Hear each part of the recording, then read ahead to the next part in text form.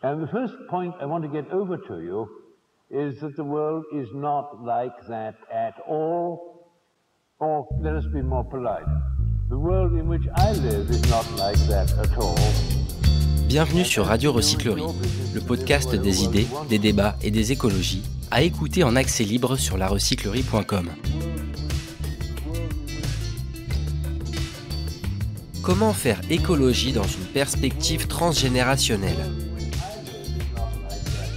Le débat est ouvert avec Léa Falco, Yann Lanier et Estelle Letouzé. Merci de partager ce moment avec nous dans le cadre du premier Schnock Festival qui a pour but de réconcilier les générations. Donc on est là à l'invitation des petits frères des pauvres avec Yann Lanier, le délégué général qui est au milieu. Levez la main, histoire qu'on vous reconnaisse. Voilà, il y a des gens qui ne vous connaissent pas. Autour du livre de ma voisine Léa Falco, Faire écologie ensemble. Sous-titre, La guerre des générations n'aura pas lieu. Yann me disait à l'instant que c'était mensonger, donc il aura l'occasion de vous expliquer pourquoi. C'est un très mauvais titre. Je m'appelle Vincent Hénin, je suis le directeur de collection et donc responsable de ce très mauvais titre. Donc on est parti sur des très bonnes bases, Yann et moi.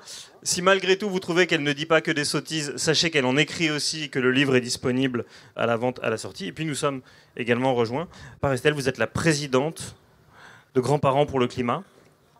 France, oui, parce que c'est un mouvement mondial. Donc on va essayer de tourner autour de cette question des générations. Et je vais introduire le débat dans quelques instants. Mais d'abord, les petits frères voulaient partir sur une conférence inversée pour être sûr qu'on soit sûr de ne pas être à côté. Donc est-ce qu'on peut commencer avec vos interrogations existentielles sur les rapports entre jeunes depuis très longtemps et futurs vieux autour de la question du climat ? Est-ce que vous avez des questions en tête auxquelles il faudrait qu'on réponde ?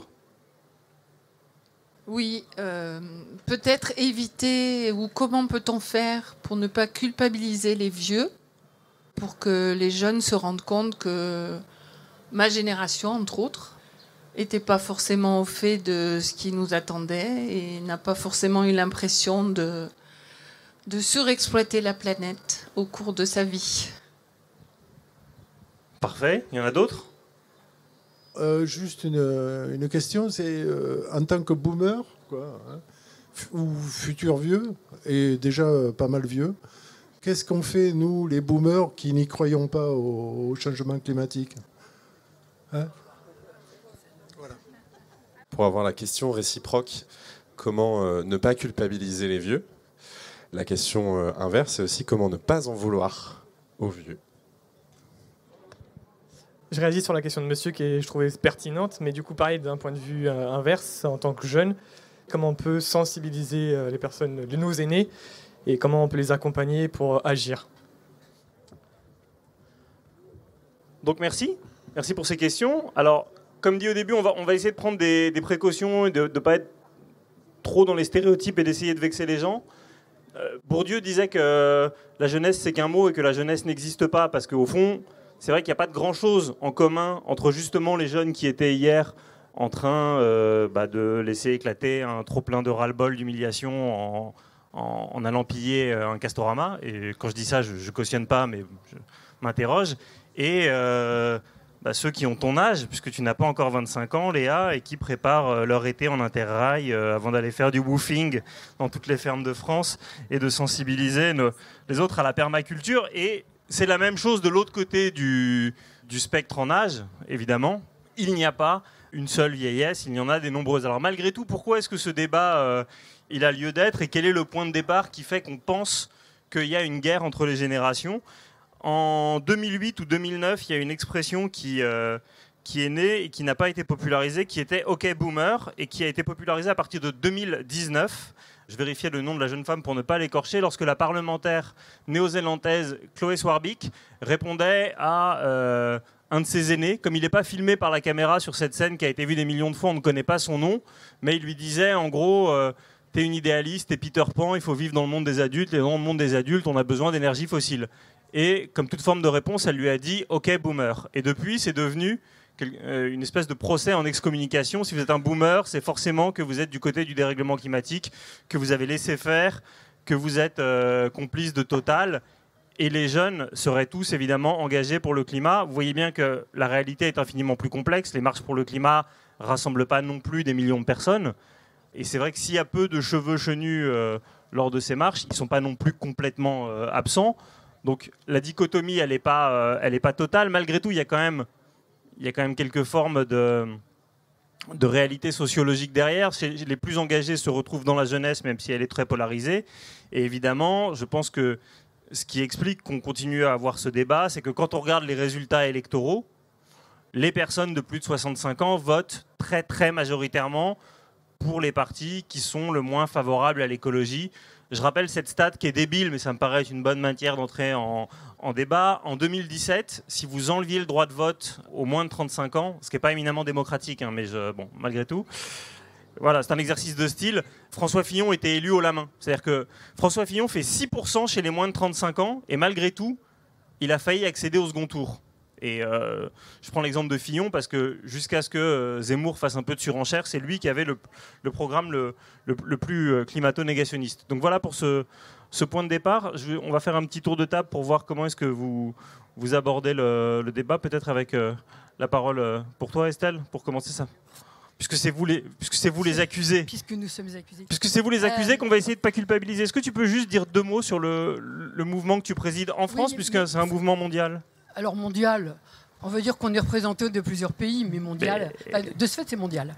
Après ce constat, là, même rapide, qui est fait, que nous avons décidé, alors un certain nombre de seniors, retraités, vieux, utilisez tous les mots que vous voulez, ça nous est égal, de lancer ces associations, puisqu'en fait, on a des structures juridiques indépendantes, pour sensibiliser nos semblables. Alors quand on dit nos semblables, là aussi, comme on ne sait pas où ça commence à être vieux, où ça se termine, enfin si, on sait comment ça se termine, mais on ne sait pas quand ça commence, on a dit, on va viser les 55 plus, puis jusqu'à. Voilà.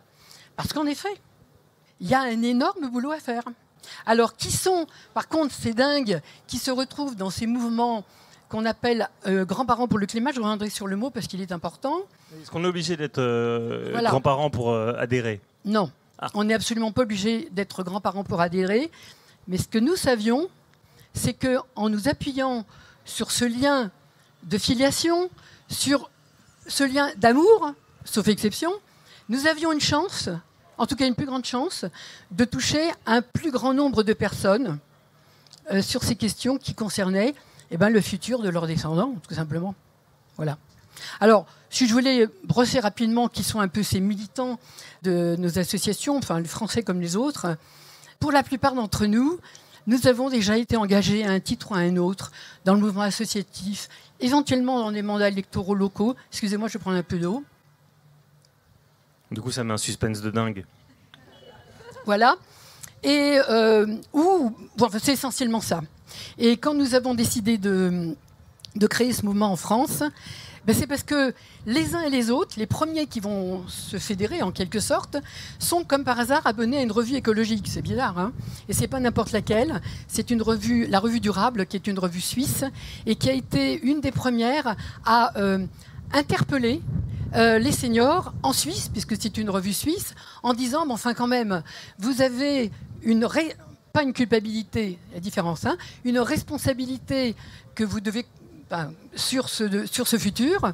En plus, vous ne travaillez plus pour la plupart, vous avez des revenus, certes pas forcément grands pour un certain nombre d'entre eux, nous, et vous avez du temps et accessoirement vous avez des compétences, puisque quand même vous avez développé les uns et les autres un certain nombre de talents, que ce soit dans le champ économique, le champ social, politique, etc., etc. Alors, bougez-vous. En gros, c'était le message. Et il se trouve que les Suisses ont bougé. Et en fait, ils ont été les premiers à se rassembler et à enclencher ce qui allait être ensuite le mouvement qui allait toucher la Belgique, qui allait toucher la France, qui aujourd'hui touche l'Allemagne, la Grande-Bretagne, les Pays-Bas, et j'en oublie quelques-uns. Voilà. Comment est-ce que ça touche la France? Il y a un philosophe qui s'appelle Pierre Sansot qui a écrit le plus beau titre de bouquin, Les vieux, ça ne devrait jamais devenir vieux. Oui. Moi, je connaissais Les gens de peu. Les gens de peu. Énormément touchés aussi. Donc c'est le même. Voilà. Et en fait, il raconte un peu l'agisme qui est présent dans beaucoup de pays. Enfin, je veux dire, on a quand même une société qui surencense la jeunesse, mais quand même par rapport aux autres pays méditerranéens, c'est vrai que nous, on voit bien qu'il y a quand même un rapport à l'âge qui est pas très favorable. Est-ce que du coup, on est moins présent que dans les autres pays? Enfin, votre association, pardon ? Alors, en nombre de personnes, c'est toujours très difficile à évaluer. Nous avons, par exemple, depuis 3 ans, nous avons supprimé les cotisations. Et donc, nous ne comptons plus, au fond, nos adhérents. On les connaît par les réseaux sociaux et par les échanges que nous avons. Et les dons, quand on est amené à faire des appels ponctuels locaux pour engager des actions, souvent avec d'autres mouvements d'ailleurs, jamais en tête. C'est assez rare.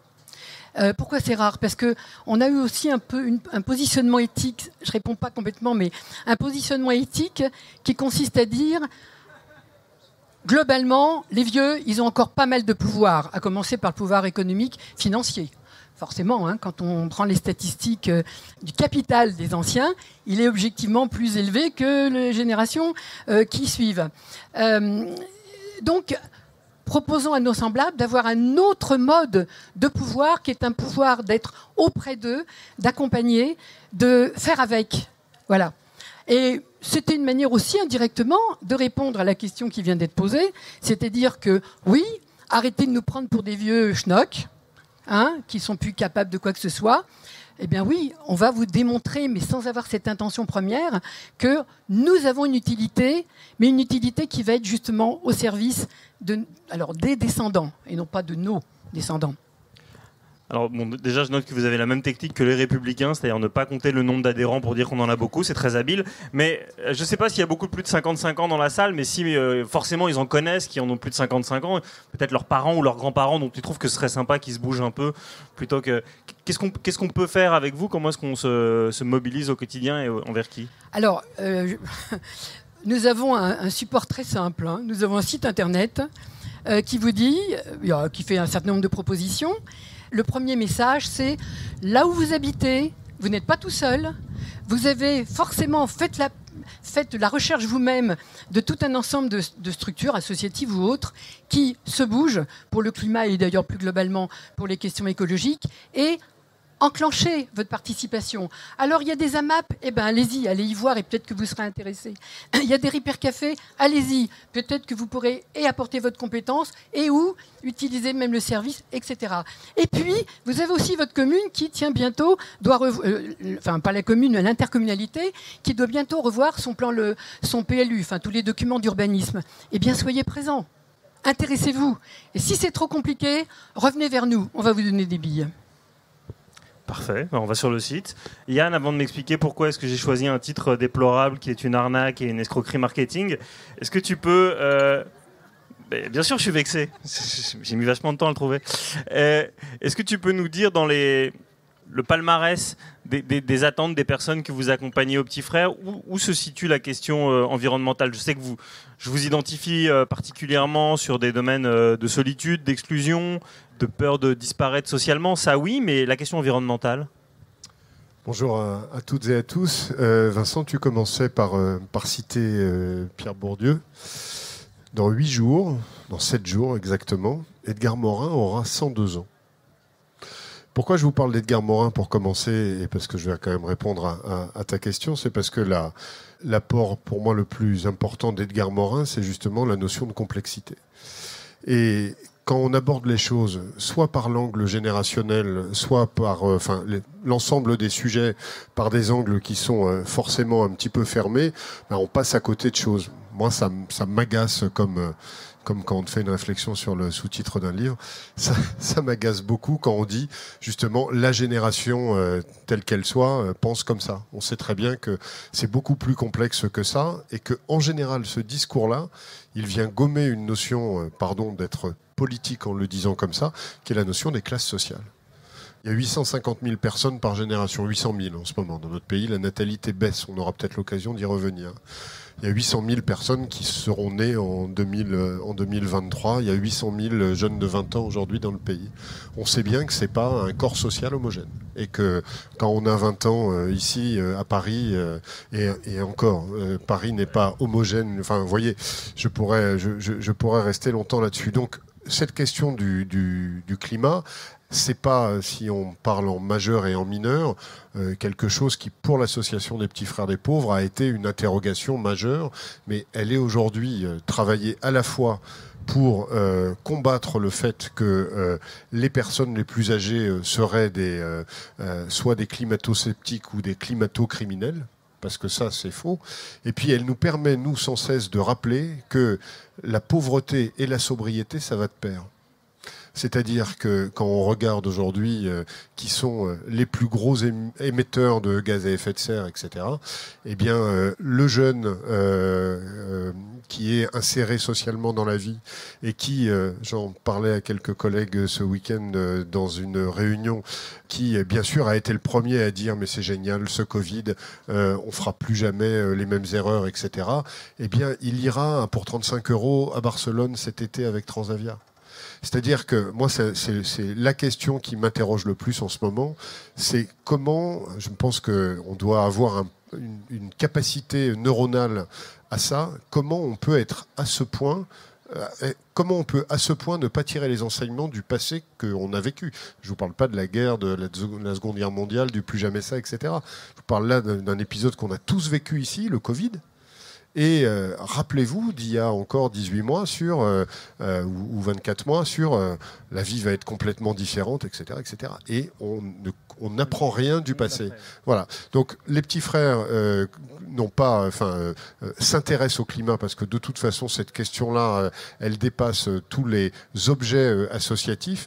Mais c'est aussi pour nous une manière de rappeler que la sobriété subie, qui s'appelle la pauvreté, eh bien, climatiquement parlant, elle n'est pas forcément... Alors après, si notamment on rentre sur la question alimentaire, il y a un vrai sujet là-dessus, mais on a des personnes et on est aux côtés de personnes qui n'ont pas à être catégorisées parce qu'elles appartiennent à la génération les plus âgées comme étant une génération qui a été en situation de culpabilité sur les questions de climat. Et alors pourquoi est-ce que le sous-titre est mensonger ? La guerre des générations, c'est un drôle de sujet. C'est typiquement un sujet de journaliste, c'est-à-dire qu'on est très très souvent, interrogés là-dessus sur la soi-disant guerre entre les générations. Alors, moi, j'ai une réponse qui est de dire il n'y a pas de guerre entre les générations, mais si on n'y prend pas garde, il peut y en avoir une demain. Et il peut notamment y en avoir une demain sur la question de répartition des richesses entre les générations. Ça, c'est moi qui le pense, en tout cas. Quand vous voyez comment, je crois que c'est M.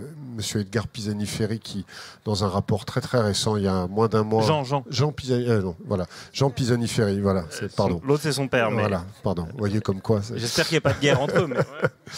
qui a une proposition aujourd'hui, notamment sur les questions de fiscalité, d'héritage, parce que vous savez qu'on a un sujet récurrent depuis 40 ans en France. Tout le monde pense que les héritages sont horriblement taxés dans ce pays. Quand vous comparez la fiscalité des héritages à d'autres pays d'Europe, la France, c'est la Suisse sur l'héritage, pardon pour cette analogie, mais fiscalement parlant, les héritages sont très peu taxés en France. Et pourtant, tous les politiques, à gauche comme à droite, si ces notions ont encore quelque chose de contemporain, promettent tous qu'ils vont baisser la fiscalité sur l'héritage. Alors qu'on a quand même un sujet de concentration des richesses qui est tout à fait naturel, et ça, vous l'avez dit, c'est normal, on n'est pas propriétaire de sa maison à 25 ans, sauf si on est soi-même un héritier. Et je crois pas me tromper, la dernière stat qui existe aujourd'hui, quand vous êtes pauvre, il faut 11 générations pour sortir de la pauvreté. 11 générations. Donc la question de l'héritage qui va justement venir renforcer les inégalités entre les générations, elle est particulièrement importante. Donc la guerre des générations, c'est quand même quelque chose qui est assez fabriqué médiatiquement. Et je pense qu'il faut surtout se consacrer à fabriquer de l'harmonie intergénérationnelle. Et donc à arrêter aussi, Nicole le disait tout à l'heure, de juger les générations à l'aune de ce qu'elles ont pu faire. Enfin, on ne juge pas les époques. Moi, je pense que, on ne juge pas les époques avec les yeux de 25 ans après. C'est trop facile. En tout cas, moi, je ne m'inscris pas là-dedans. On va voir si Léa s'inscrit là-dedans. L'héritage, gros sujet, mais on n'a pas le temps. Il y a une super vidéo de Usul sur Mediapart. Vous retrouvez tout en 20 minutes, mais Yann a raison, jusqu'à 240 000 € d'héritage en France, on paye 0. Donc c'est vrai qu'en termes de goulag fiscal, on a vu pire. Léa, 85% des héritages qui ne sont pas taxés. 85% des héritages ne sont pas taxés. Donc avant qu'on aille sur des questions complexes, commençons par une question plus simple. Est-ce que tu en veux aux vieux ? Je suis très en colère, infiniment en colère.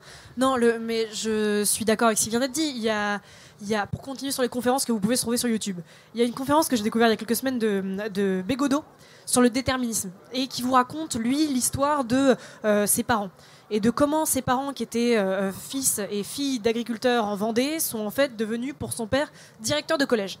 Et son père n'est pas devenu directeur de collège simplement parce qu'il était malin, qu'il a rencontré les bonnes personnes. Ça a joué. Mais pourquoi il est devenu directeur de collège ? Parce qu'à ce moment-là, on avait besoin de directeur de collège. Et donc, fondamentalement, c'est joliment dit, il parle bien, bon, c'est agréable à écouter. Et c'est pas seulement convaincant, c'est qu'en fait, vous avez derrière toute la littérature en sociologie et en sciences économiques qui vous montre que les générations sont encastrées dans un déterminisme social, environnemental, économique plus ou moins grand, qui fait qu'elles vivent avec leurs époques, elles ne peuvent pas s'en séparer, et que c'est marrant parce que c'est une des phrases qu'on me cite le plus des gens qui ont lu le livre, l'écologie comme tout le reste, c'est pas une question de volonté individuelle, c'est une question d'infrastructure.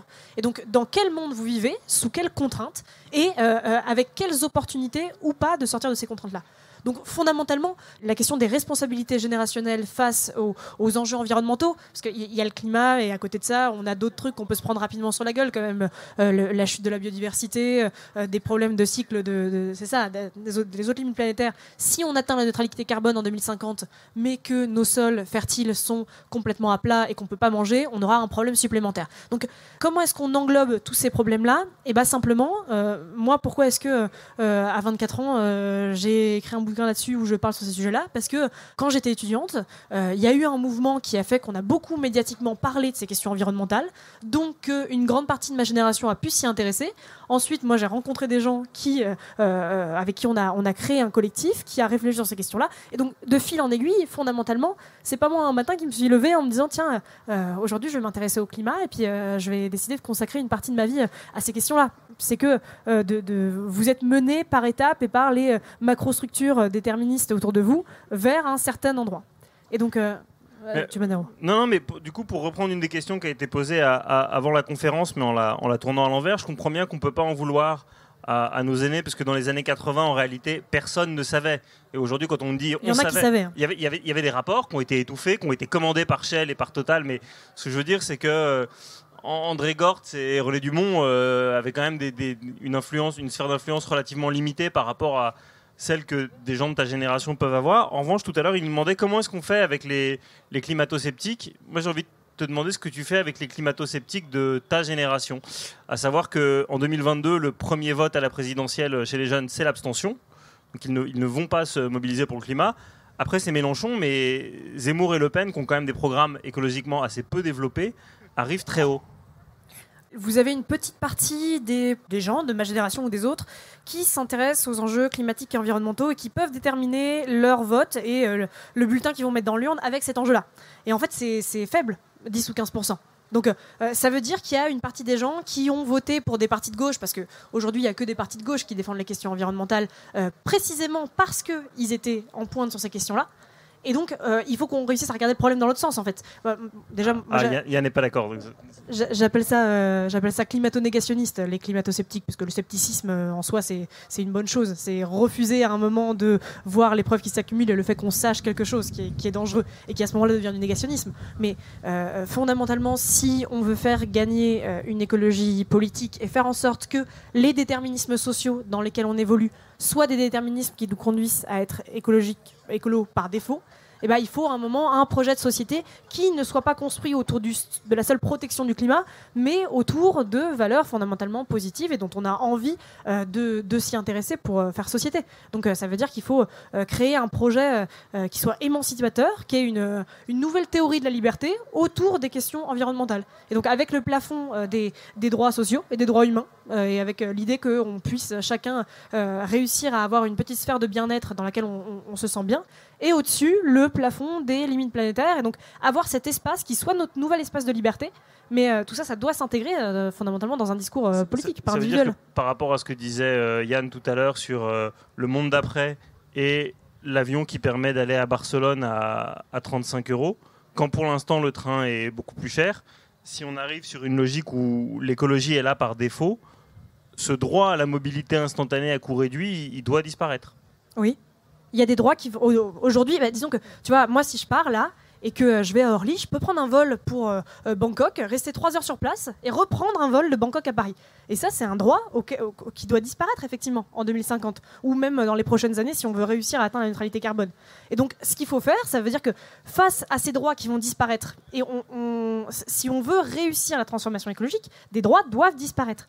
Il faut en nourrir d'autres à côté et réussir à construire un projet politique autour de la différenciation entre une liberté qui aujourd'hui est théorique, parce que on a le droit de prendre l'avion si on veut, et qui prend l'avion en France ? 30% de la population à peu près.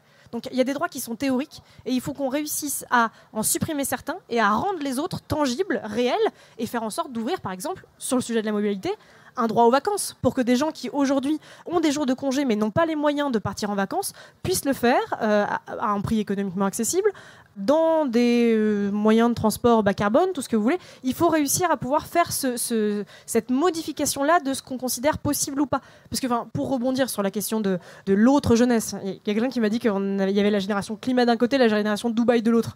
C'est un peu caricatural, mais pourquoi est-ce qu'il y a une... C'est pas tout à fait vrai non plus, mais pourquoi est-ce qu'il y a une génération Dubaï aussi ? Parce qu'aujourd'hui, les modèles de société valorisés qu'on nous vend, qu'on nous propose, c'est des modèles qui nous proposent de partir à l'autre bout du monde, qui valorisent la possession économique, la possession financière, la possession matérielle, le fait d'aller vite, le fait d'avoir une Rolex à 50 ans, sinon on a raté sa vie. Donc il y a toutes ces questions-là qu'il faut pouvoir redéfinir. Pourquoi est-ce que ton collègue il prend un avion à 35 € pour aller à Barcelone ? D'une part, parce que l'avion est disponible, et d'autre part, parce que c'est valorisé et que en permanence, on a des pubs qui nous rappellent... Voilà, non, mais ça c'est autre chose, c'est qu'il est possible, quoi. Et donc, en permanence, on a de la publicité et des incitations sociales et cognitives à céder. Donc, et c'est normal qu'on le fasse, parce que nos cerveaux sont conçus comme ça, et qu'on n'a pas de raison, tant que les choses sont accessibles, de se priver, alors que peut-être que les autres ne le font pas. Donc il faut réussir vraiment à dépasser cette question de l'engagement individuel ou de la responsabilité individuelle, pour se dire qu'à un moment, il faut qu'on réussisse, en tant que société, à créer un petit tas d'engagements individuels qui, peu à peu, vont nous mener vers une restructuration collective du possible et de l'impossible dans nos sociétés, qui en fait va contribuer à nous mettre tous en sécurité. Parce que le problème fondamentalement des risques climatiques mais environnementaux en général, c'est que ça nous sort de nos zones de sécurité. Alors je suis content d'avoir évoqué l'avion, parce qu'évidemment quand Jean-Marc Jancovici sur France Inter a dit on devrait se limiter à 4 vols dans notre vie, il a explosé le standard pour 4 générations, et j'ai vu que dès que Léa a mentionné ça, ça vous a fait réagir tous les deux. Donc Estelle, oui, je veux puis bien. Yann. Juste Jancovici a reprécisé ensuite qu'il parlait de 4 voyages par humain sur la planète, le somalien comme le français, juste pour resituer quand même. Ce qui me pose... Je suis une militante, alors je vais même dire une ancienne militante politique. J'ai accumulé un certain nombre de dizaines d'années d'expérience, et bien sûr, tout ce que vous évoquez, Léa, dans ces principes, je ne peux être que d'accord, mais où est-ce qu'on bute ? Où est-ce que je bute même ? C'est sur le « on ». C'est quoi le « on » dans notre démocratie ? C'est qui va imposer une réponse qui nous paraît tellement évidente, vous en avez donné des exemples, que effectivement, en toute rationalité de votre point de vue et du mien, ça ne devrait pas exister. Sauf que ça continue d'exister. Donc c'est la question quand même qui est posée, me semble-t-il, de démocratie. Alors... Et c'est la raison pour laquelle nous en avons rabattu dans notre ambition associative en disant, bon, ça va, les discours sont très très bien portés par tout un ensemble de mouvements, c'est pas la peine de venir s'en positionner. Par contre, nous allons continuer à travailler sur la responsabilité de chacun, à commencer par notre responsabilité. Même s'il y a du déterminisme, même si. Mais on ne peut pas comme ça mettre de côté la responsabilité de chacun. Je peux choisir. Alors quelle est dans mon... Alors moi, je peux choisir. D'autres ne vont pas pouvoir choisir. Donc, et en effet, vous évoquiez tout à l'heure, ça sera la sobriété que notre société réussira à choisir, ou bien ça sera les pauvretés, et des pauvretés qui risquent d'être extrêmement dures. Et là, on risque d'avoir une société... Là, aujourd'hui, ce qui se passe dans nos communes, ça va être de la rigolade. Eh ben, on va être de bonne humeur. Alors, on m'a fait signe à l'oreille que finalement, il ne nous restait qu'une grosse vingtaine de minutes. Donc, on va reprendre les questions et puis se retourner vers vous. Mais Yann, je t'ai vu fortement tiquer tout à l'heure quand Léa parlait uniquement des formations de gauche. Oui, je ne crois pas aujourd'hui au fait qu'un côté de l'échiquier politique puisse s'approprier le droit de dire que ces politiques seraient plus écologiques que l'autre côté. J'en veux pour preuve une chose, on n'en a pas assez conscience dans notre pays, je crois qu'il y a 400 000 élus locaux. Il doit y avoir à peu près 300 000 conseillers municipaux.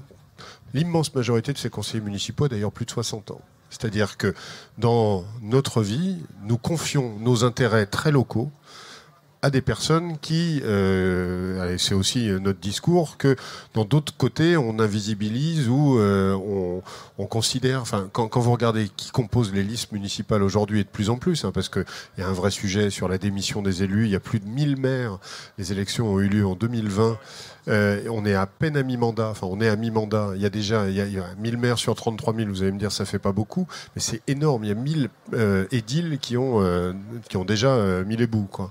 Donc moi je crois que je crois pas que ça passera forcément aujourd'hui, mais ça c'est vraiment je crois pas que ça passera par les grandes politiques nationales, mais plutôt par les territoires.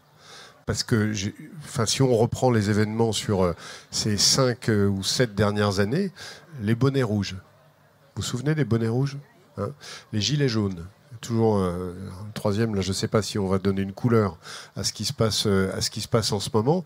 On voit à chaque fois qu'on est sur quelque chose d'extrêmement coercitif face à une population absolument pas préparée ou à une décision qui, à un moment donné, va priver de droit, tu parlais de droit Léa, mais qui va priver de droit une partie de la population sans qu'on en ait vu les conséquences. Je vais me permettre juste une petite anecdote. J'ai eu un mandat d'élu local il y a très longtemps, mais le dernier, c'était au Conseil économique, social et environnemental. Je présidais la section aménagement du territoire. Et il y a une petite bizarrerie dans la loi française. Quand c'est des lois de programmation, ça passe d'abord au CESE avant de passer à l'Assemblée. Madame Borne était à l'époque ministre des Transports. Et donc, il y avait une grande loi transport. Cette loi prévoyait les péages urbains. J'habite à côté de Rambouillet. Donc, l'habitant du 16e arrondissement qui voulait aller marcher en forêt de Rambouillet n'avait pas, dans cette loi, à payer pour sortir de Paris. En revanche, si j'avais, moi, à aller consulter un médecin spécialiste dans le 16e arrondissement, eh bien, je devais payer. Eh bien, tant qu'on fera de l'écologie comme ça, c'est-à-dire métropolo-centrée, parce que là aussi, c'est un vrai problème.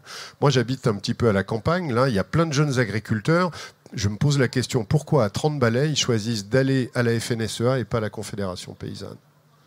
Je ne comprends pas. C'est-à-dire que je peux le comprendre dans les générations qui suivent, mais là aussi, on se dit, il n'y a pas que... Enfin, ils ne sont pas cons, quoi. Il n'y a pas que du déterminisme ou social ou des choses comme ça. Donc, je pense vraiment qu'il y a un sujet là de repenser et que la meilleure manière de ne pas le faire, c'est de croire que, notamment, la gauche aurait les solutions et que les autres ne les ont pas.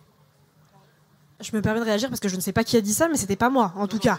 Mais alors sur les questions des politiques, disons des programmes politiques. Aujourd'hui, moi je me réjouis pas particulièrement qu'on n'ait pas une droite qui se débrouille sur les programmes environnementaux, parce que le risque très clair qui se dessine à horizon 2027, c'est que le FN trouve plein de manières de s'écologiser, ou en tout cas de faire croire qu'il s'écologise, que à côté les Républicains ne le fassent pas, et qu'on se retrouve avec des jeunes qui, puisqu'ils ne votent pas seulement avec l'enjeu climat ou environnemental en tête, mais avec d'autres enjeux, et qu'aujourd'hui vous avez effectivement un électorat du FN qui est en partie jeune, et vous ayez un basculement vers ces partis-là. Et là, on est en train de quand même passer un mauvais moment démocratique collectivement. Sur la question des échelons nationaux et locaux, évidemment que les deux sont nécessaires. Sauf que le problème qu'on a, c'est de pouvoir réussir à, et je continue avec le on et je m'expliquerai après, c'est qu'il y a la question de la planification. Comment est-ce qu'on fait en sorte que nos choix de vie soient facilités par le fait qu'on sait qu'ils seront pérennes dans 30 ans ? Je discutais une fois avec quelqu'un qui me disait que lui, il y a 20 ou 25 ans, on lui avait dit que maintenant il fallait passer au diesel, donc il avait acquis une voiture au diesel. Et maintenant on lui disait qu'il fallait passer à l'électrique. Et c'était un peu ce ras-le-bol de on nous dit en permanence des choses différentes qui mènent aussi à une forme de crispation sur ces questions-là. Et donc tout l'intérêt de la planification, c'est pas tant de la coercition que de donner un cadre dans lequel on peut s'assurer que nos actions vont perdurer dans le temps et qu'on n'en aura pas à changer tous les 15, 20 ou même 10 ans.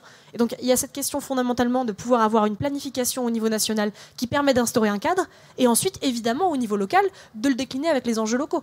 Mais les Gilets jaunes, typiquement, la taxe carbone qui a démarré le mouvement des Gilets jaunes, quand on va chercher un petit peu dans les textes du plan de finances de 2018 qui a instauré cette taxe, la première marche que vous aviez dans la taxe était plus élevée que toutes les années suivantes. Donc en gros, l'augmentation que vous aviez entre 2018 et 2019 était plus élevée que celle entre 2019 et 2020, celle entre 2020-2021. Et pourquoi ? Parce qu'il y avait un trou de 2 milliards dans le budget et que donc c'était pas une taxe qui avait vocation à être une taxe environnementale, c'était une taxe qui avait vocation à être une taxe budgétaire et à récupérer de l'argent pour le mettre dans les caisses. Donc ça, c'est aussi un problème qu'il faut regarder. Comment est-ce qu'on fait en sorte que les politiques publiques qui sont menées soient justes, soient bien organisées et soient planifiées en lien avec les enjeux locaux. Et ensuite sur le on, et après je m'arrête parce que sinon je continue 1h30, qui c'est le on ? Moi, je fais partie d'un collectif qui s'appelle Point écologique, qui a été créé par des jeunes de grandes écoles et qui insistait particulièrement sur le fait qu'ils étaient des jeunes de grandes écoles et qu'au-delà de ce conflit générationnel qui était dépeint par les médias, il y avait des questions de classe qui étaient le premier déterminant des gens et de leur vie. Et donc, tout l'enjeu de ce collectif est de dire, nous qui avons des diplômes qui sont valorisés sur le marché du travail, on a une responsabilité, de la même manière que l'association considère que les seniors ont une responsabilité, à contribuer à la hauteur de nos moyens à la transformation de nos sociétés. Et par conséquent, puisque nous, en étant cadre ou en position de CSP+, on a plus de moyens d'agir malheureusement dans notre travail que quelqu'un qui est pompiste ou quelqu'un qui est caissière, et ben, il faut qu'on puisse se saisir de ça. Et donc de faire en sorte que les premiers de cordée de la transformation écologique soient l'inverse des premiers de cordée du Covid, où on a découvert qu'il y avait plein de gens qui avaient des métiers absolument essentiels, mais qui n'étaient pas valorisés, qui étaient mal rémunérés et dont on ne parlait pas au quotidien. Donc il y a d'une part cet enjeu-là, et d'autre part, le on, c'est comment est-ce que ces gens qui aujourd'hui, je sais pas, on est peut-être 20 ou 30% de la population à avoir vraiment un choix très concret au quotidien sur ce qu'on peut faire. Parce qu'évidemment qu'on n'est pas complètement déterminé. C'est clair et net, je ne dis pas qu'il n'y a pas de volonté individuelle ou de possibilité de s'extraire de ces déterminismes. Je dis que c'est plutôt l'exception que la norme. Et que, à part pour ces petits 20 ou 30% qui ont vraiment au quotidien les moyens de faire ce dont ils ont envie. Et donc ces 20 ou 30%-là, il faut réussir à faire passer des mobilisations individuelles à des mobilisations collectives. Et ça passe par le passage à des dispositifs un peu expérimentaux, ou en tout cas à des plateformes politiques, comme notamment, enfin comme votre association, en fait, c'est ça. Enfin, c'est une partie identitaire en fait de la population qui dit, et ce qui est intéressant, c'est que c'est dans le titre. C'est très clair de pourquoi les grands-parents pour le climat et pas les seniors pour le climat. Et tu l'as bien rappelé. Mais fondamentalement, c'est parce que c'est une partie de la population, et les questions le montrent, dont on n'attend pas à ce qu'elle se mobilise pour le climat, qui le fait. Et c'est ça qui fonctionne. Ce retournement du stigmate de se dire, ce ne sont pas des gens qui devraient se mobiliser pour l'environnement. Et ils le font. Et donc c'est comme ça qu'on passe, je pense, de revendications individuelles à des dispositifs collectifs d'une petite partie de la population, ensuite à des structures collectives. Mais évidemment, c'est pas simple, hein, c'est pas du yak à faucon. Mais bon, disons qu'à un moment, il faut qu'on réussisse à trouver, sinon au moins des théories, des manières d'essayer de continuer à avancer. Je vais passer dans l'assistance, prendre quelques questions si ça a suscité votre curiosité. Je note qu'on a bien répondu à comment ne pas culpabiliser les vieux ou comment ne pas en vouloir aux vieux. En revanche, on n'a pas complètement répondu à comment les sensibiliser. Donc si l'un de vous deux veut se lancer sur comment est-ce qu'on sensibilise aux enjeux climatiques. Je ne sais pas si c'est... Alors, ça me permet, Vincent, peut-être de repréciser une analogie que je fais souvent.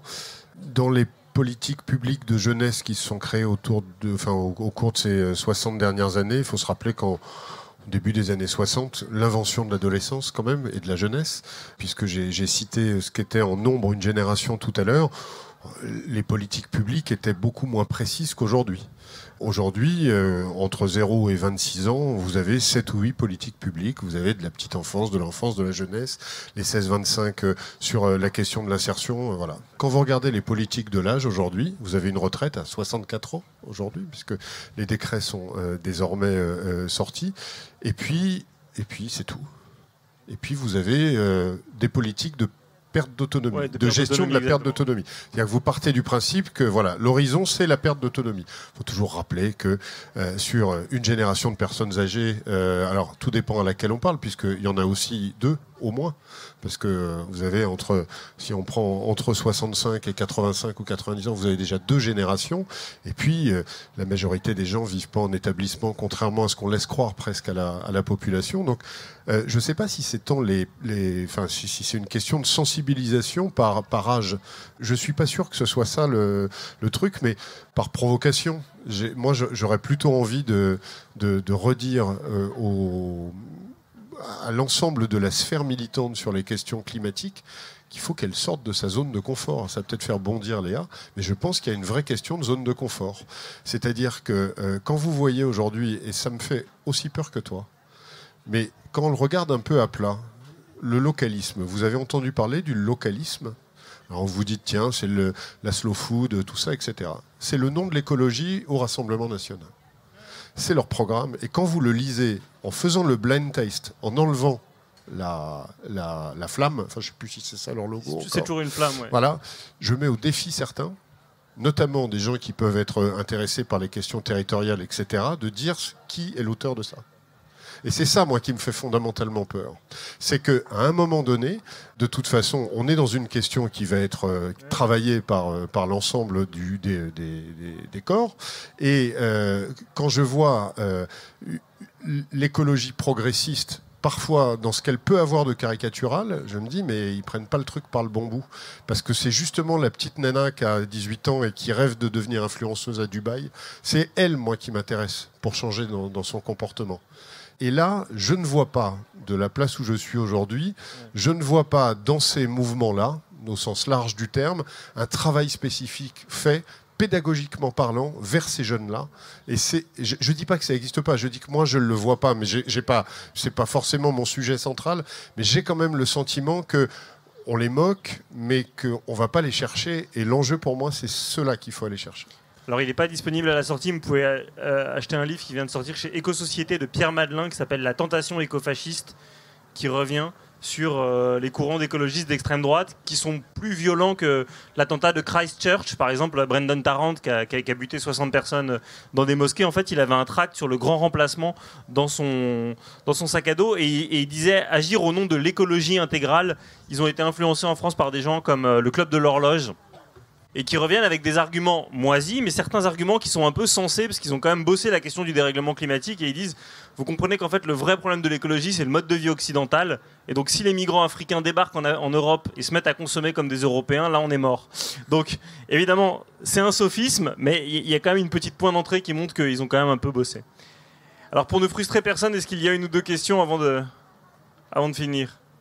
Ou Léa, tu nous expliques si tu es prête à sortir de ta zone de confort et d'arrêter de ne fréquenter que des locavores. Vas-y Estelle, vas-y. Je veux bien revenir sur le localisme. Là, on sait très bien que l'extrême droite a un talent fou pour tout récupérer. Hein. Bon, pour autant, moi, je ne vais pas me laisser impressionner par cette extrême droite. Alors, je ne vais pas appeler ça le localisme, mais quand nous nous tournons... Alors, nous avons un public cible, plus de 16 millions de personnes. Ça fait pas mal, hein, il y a du boulot.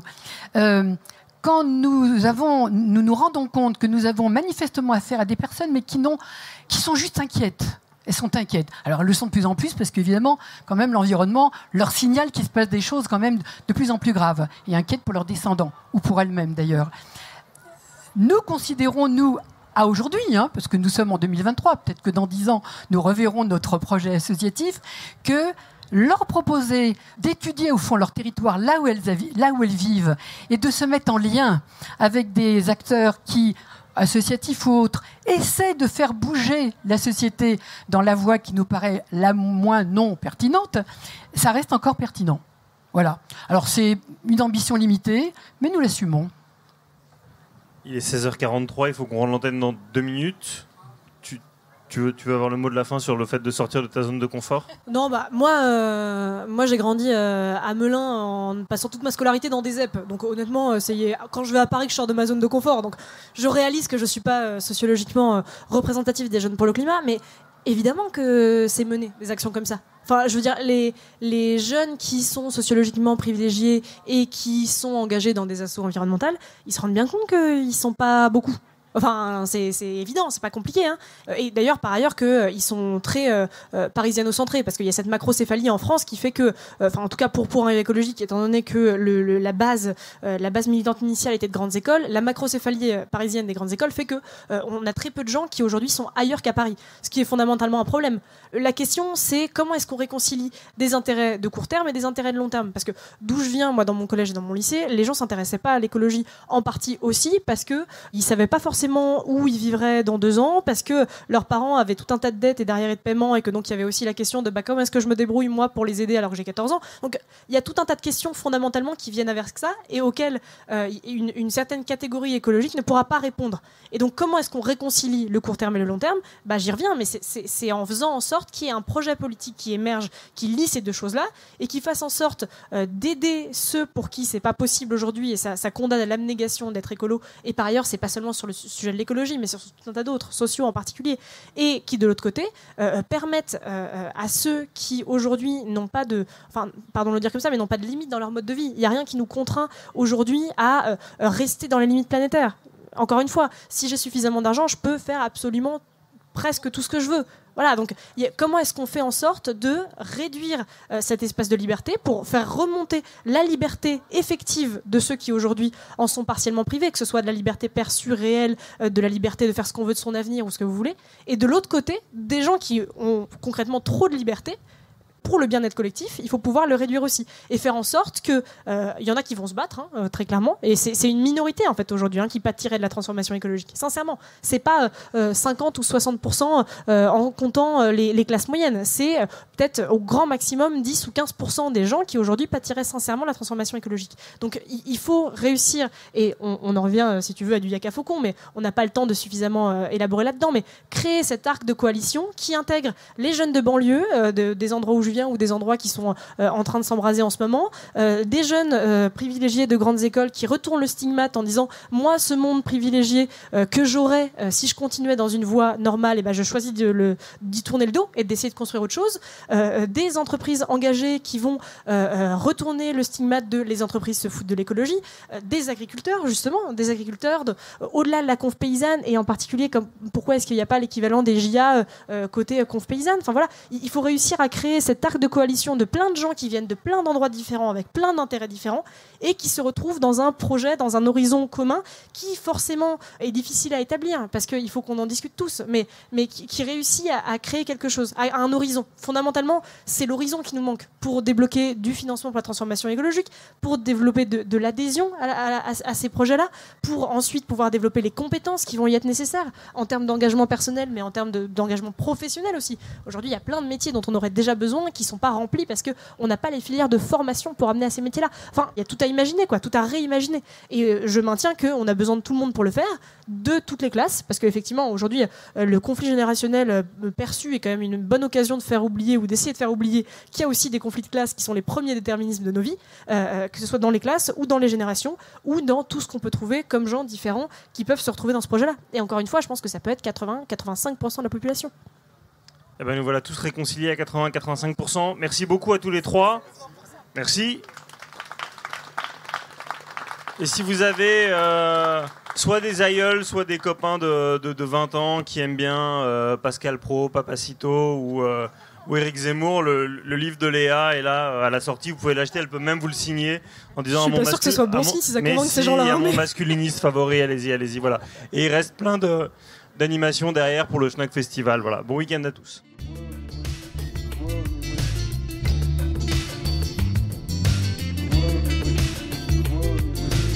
Merci pour votre écoute. Toutes nos émissions sont disponibles en podcast sur larecyclerie.com. Vous pouvez également suivre nos actualités sur Facebook, Instagram ou, encore mieux, venir échanger avec nous à la Recyclerie, au 83 boulevard Ornano à Paris, métro porte de Clignancourt.